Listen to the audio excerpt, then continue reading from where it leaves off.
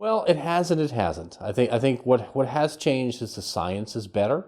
So we have more randomized controlled trials comparing CBT to alternative treatments, to medication, to combined treatment. We didn't have that when we started. That was very much the literature we were trying to build.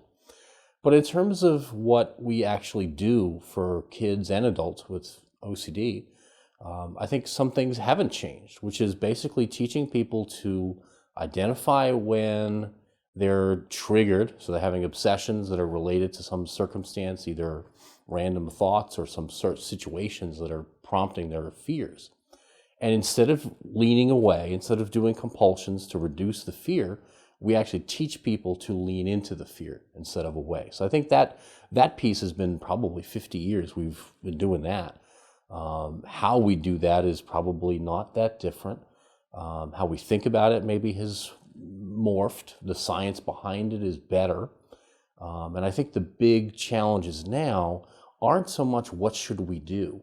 It's how do we disseminate it? How do we get out into the community so that more people have access to it? There have been some interesting things in the culture that have made it easier. But I do think that the idea that you have OCD is now, it's not an uncommon thing to mention. I think sometimes people are saying, oh, I'm so OCD about this, that, or the other thing, when they're really not.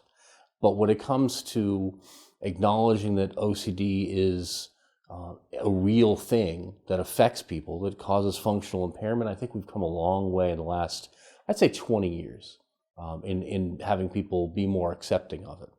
At schools, I think, are getting better at identifying kids. They used to not recognize it when it was happening in school, and I think that we are making some substantive progress both at the school level, at the parenting level, at the societal level, in saying this is a real mental illness is real, and OCD is a mental illness, and it's treatable. That's the thing I think that that's where the science brings us. We know how to treat this.